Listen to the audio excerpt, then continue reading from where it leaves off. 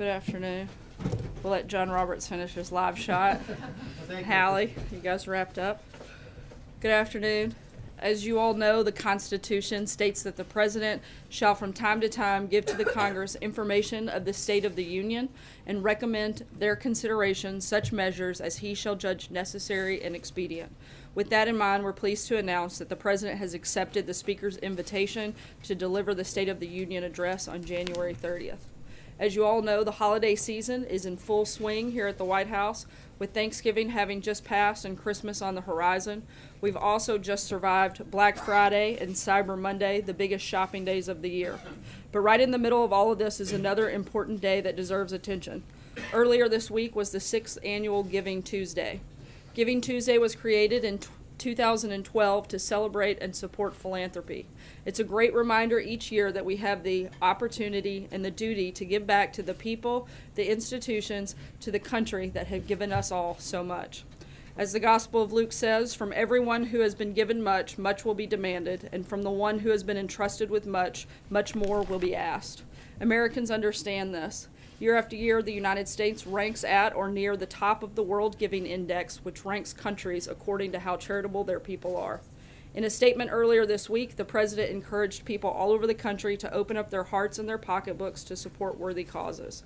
This Giving Tuesday, he said, I thank those who have contributed to charitable organizations, including our houses of worship, and ask that we continue to come together to give and help others in need, especially to communities devastated by the recent natural disasters.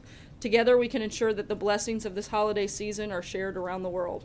The President is leading by example on this. As you're aware, he donates his full presidential salary on a quarterly basis.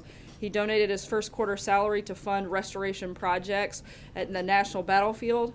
In the second quarter, he donated his salary to the Department of Education so they could host science, technology, engineering, and math camps for children. And today, I have Acting Secretary Hargan from HHS to make an announcement regarding what the President will be doing with his third quarter salary. So with that, I'd like to bring up the Acting Secretary. And before I wrap up, I just want to say how much we look forward to hosting everybody tomorrow. And I will be back up after the Acting Secretary makes remarks about what the donation is for to take questions on other topics. So with that, I'll turn it over to the Acting Secretary and be back up. Thank you very much, Mr. Secretary. Thank you. Appreciate it. Thanks, Sarah. So thank you, Sarah, for that, and good afternoon, everyone. As Sarah said, I'm the Acting Secretary at the Department of Health and Human Services, known as HHS. HHS is home not just to programs like Medicare and Medicaid, but also to the National Institutes of Health, NIH, the Centers for Disease Control and Prevention, known as CDC, Food and Drug Administration, FDA, and the federal government's Substance Abuse and Mental Health Agency, known as SAMHSA. That's a lot of acronyms, so sorry about that, but I want you to know what HHS does because I'm here to talk about the check that I was just given, written by President Trump to HHS using his third quarter salary. His decision to donate his salary is a tribute to his compassion, to his patriotism, and his sense of duty to the American people. But it's his compassion, above all, that drives his interest in the issue to which HHS is going to devote his donation, America's devastating opioid crisis. Since day one of this administration, President Trump's leadership on this issue has driven action on it across the federal government. Speaking for HHS in particular, earlier this year, we unveiled a comprehensive strategy that attacks the opioid epidemic on 5 fronts. The 5 points are better data on the epidemic, better research into pain and addiction, better pain management, better targeting of overdose reversing drugs, and better prevention, treatment, and recovery services. This strategy devotes HHS's unique resources and expertise to empowering heroes on the front lines of this crisis. Because after all, it's our local partners in community clinics, churches, law enforcement, schools, and state, local, and tribal governments who ultimately are going to turn the tide on this epidemic. They are fighting each day, face to face with a drug crisis that is killing more than 175 Americans every day. Now just think about that for a second. That means we'll lose 7 of our fellow Americans to drug overdoses during this press briefing alone. That kind of urgency is why President Trump delivered a speech back in October calling for HHS to declare an unprecedented nationwide public health emergency regarding the crisis.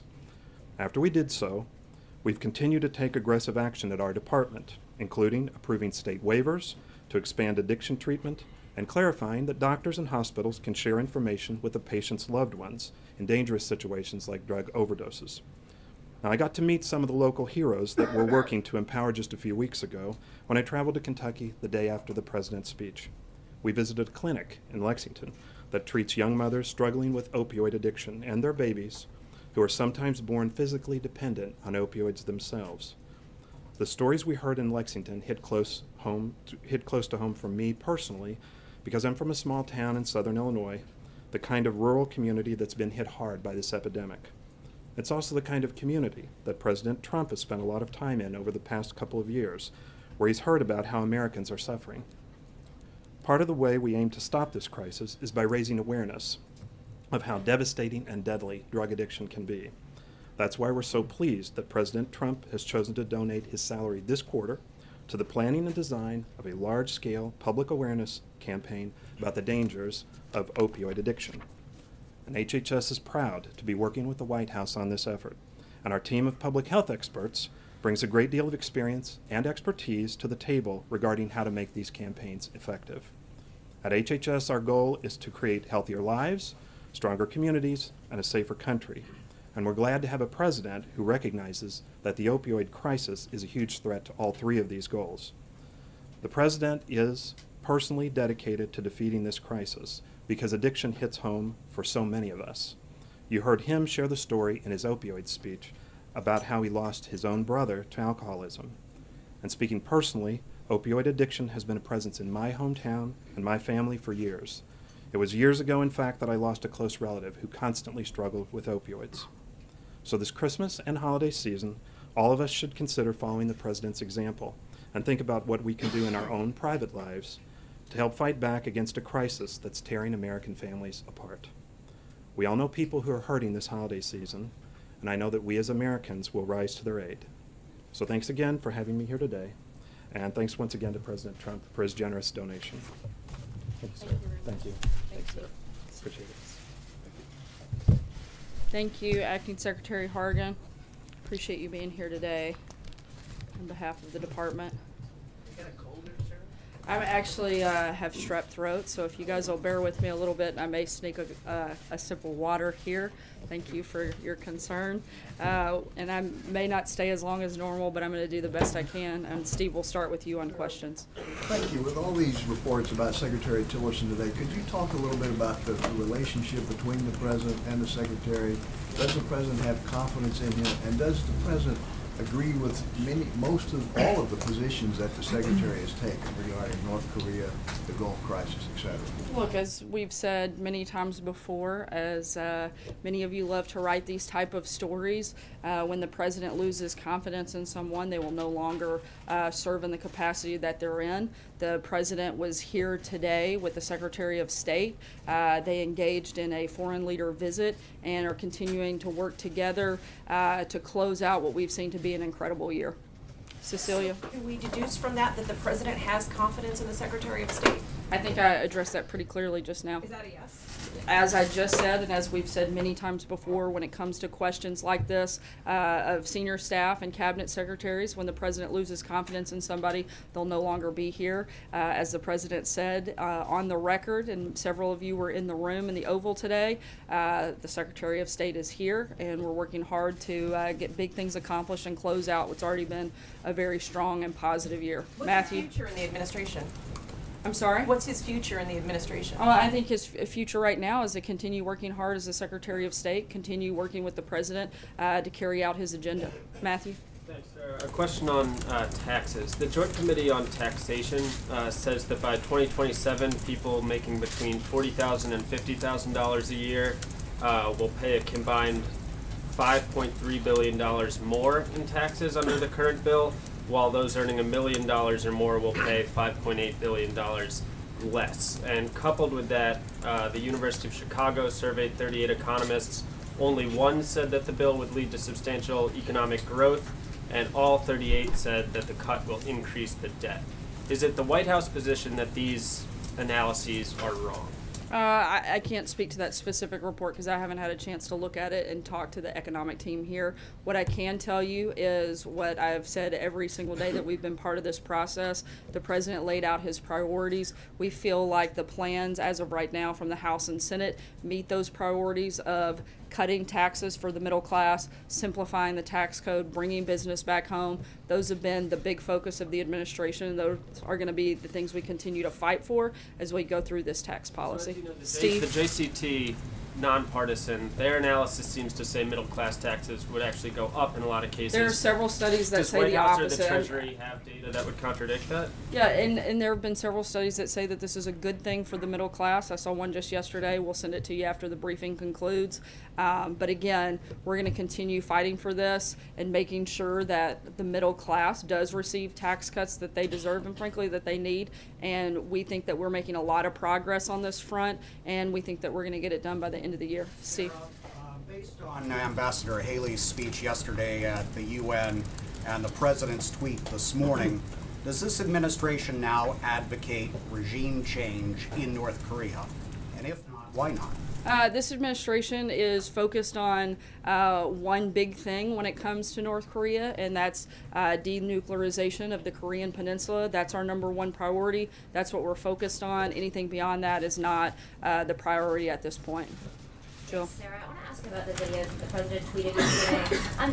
Firstly, does the president feel that he has an obligation to ensure that the information that he shares on his Twitter feed to millions of people is accurate? I think the president feels that bringing up important issues of our time, like extreme violence and terrorism, are important to do. That was what he was doing in that process, and I think he's going to continue to do that in a number of venues, whether it's through speeches, whether it's through Twitter or other social media platforms. Does he understand, John? though, that sharing those videos might incite violence against Muslims? And does he understand that he's elevated a fringe political group that many people outside of Britain didn't even know about until Look, I think what he's done is elevate the conversation to talk about a real issue and a real threat, and that's extreme violence and extreme terrorism, something that we know to be very real and something the president feels strongly about talking about and bringing up and making sure is an issue every single day, that we're looking at the best ways to protect Americans. John?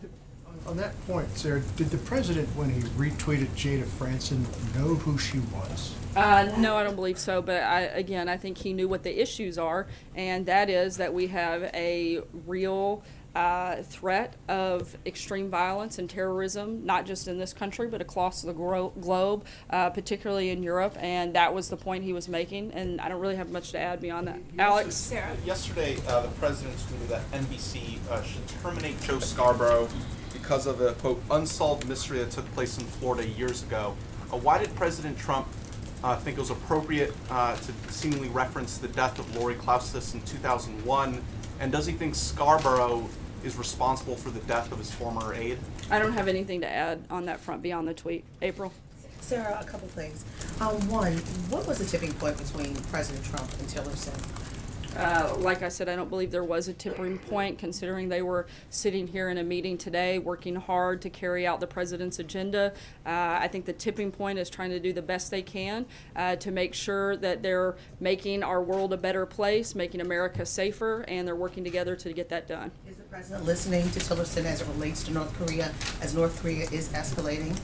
The president's listening to the Secretary of State as well as the Secretary of Defense, the National Security Advisor, his Chief of Staff, the Chairman of the Joint Chiefs of Staff, and a number of other individuals, including world leaders that he's spoken to several times this week, specifically about North Korea, and he's going to continue to do that and continue to talk to all of the relevant stakeholders. John, sorry, April, I'm going to in the keep hospital. moving. What about John Conyers? I'm gonna- He's in the hospital and there's a call for him to resign. What does the president have to say about that? That's a decision for John Conyers to make. John? Thanks a lot, Sarah. Back to Tillerson, where does the administration think these stories are coming from? Is it difficult, in your view, for Mr. Tillerson to carry out his job as Secretary of State with all of these questions surrounding whether or not he's going to be in the administration maybe through January of next year? Look, I don't know where those stories are coming from. I don't try to spend most of my day figuring that out. I'd rather focus on the points that I know and the points that we're driving through the administration. And the Secretary of State's a pretty tough guy. I think he'll be just fine carrying his job out. Blake? Sarah, we often hear the president or see the president talk about the stock market. We haven't yet heard from him, though, on a separate but similar issue, which is cryptocurrency. Has the president been following this at all? Bitcoin specifically, the major run-up in it. Does he have an opinion on it? Does he feel, or does the administration feel that this is now something that needs to be regulated by the government? I know this is something that is being monitored by our team here in terms of specific briefings and announcements on it. I don't have anything that I can share with you right now, but we'll be happy to follow back up with you. I'm sorry? What kind of monitoring? Look, this is an issue. I know that Tom Bosser with the Homeland Security team and advisor to the president has brought this up in a meeting earlier this week. I know it's something that he's keeping an eye on. We'll keep you posted when we have anything further on it. Steven. Sarah, I'm sorry to hear you're not feeling well. Actually, I hope you feel better. I have a question about the president's health. Mr. Trump's predecessors, going back, I've checked as far as Ronald Reagan. Every year we'd go up to Bethesda to be looked at by the best doctors in the military, and they would report on their health and the vital statistics to the American public. We have a month left in the year. Does President Trump intend to get a physical at Walter Reed? I'd have to ask. That's not something I've checked on, but I'd be happy to check on it. If the president intends to share any details about his health the way his predecessors have? Well, like I said, I haven't asked him that, but I'd be happy to check. I do know that I spent 12 days on the road with him in Asia, and despite the fact that he's a little bit older than me, he had twice the energy that I do, and I'm the one sick now, and he's still going. So I think he's in pretty good health, but I'll be happy to share any information. Tolu? Thank you, Sarah. You read the verse from Luke earlier about how to those who are given much, much is expected. Linking that to tax policy, the president said yesterday that this tax bill is going to cost him a fortune. Independent analysis says that that's not true, that he's actually going to save a lot of money and his family could save more than $1 billion. So can you tell us specifically what in the bill is going to cause the president to pay more in taxes than he's paying now? Yeah, I think some of the provisions in the bill, which may or may not be there, we'll see what the final piece of legislation looks like, but a lot of the deductions that he would probably normally receive may not be part of the package that would affect his actual what he pays in taxes. But again, until there's a final piece of legislation, I can't go into much more detail, but I know that some versions of it take out a lot of those deductions that currently benefit the president and his family. Take one last question here. Spoke pretty definitively. Response to the stiff review? I'm sorry, I'm going to go right here. The president was pretty definitive yesterday when he said he would pay more, that his wealthy friends would pay more. So what was he referring to? Well, like I just said, I believe his reference was to a lot of the deductions that may no longer exist that are in the current policy right now. Again, we'll have to see what the final piece of legislation looks like. Our focus as an administration has been to focus on middle-class tax cuts. That's why I think the president doesn't care whether or not he gets a tax cut or not, but his focus is on making sure that the middle class and middle-class families get those tax cuts, that we simplify the process, and that we bring companies back home so that they can invest here. Margaret, I'll take one more question. Sarah, you repeatedly said that Tillerson helped to close out a successful year. Are you saying that he will close out the year? Will he serve beyond that? And when you're talking about elevating the conversation here, does the president normally watch these kind of anti-Muslim videos that have been posted by this group? I mean, is that I'm not sure every single video the president has viewed. In terms of the Secretary of State, I think I've spoken about that pretty extensively and answered that question. Deliberate by you. Were you really meaning to say we're all closing out the year. You guys are closing out the year in your news network. We don't set the calendar. That's something that happened a few centuries ago. The year is going to end whether we like it or not. We're all going to close it out, and we're all going to do the very best job we can for the American people in that process. I don't mean anything by it more than that. I'm closing out the year. You guys are. I know most of you are doing end of the year stories because that's how the calendar works. The year ends, and we're going to end on a really strong note, and I think we're going to end the briefing on a strong note, and I'm going to go get some water and a few cough drops. And Sarah, what about Prime Minister Matt? Our team will be around the rest of the afternoon to answer any other questions you guys have. We look forward to seeing you tomorrow. Before he posts them.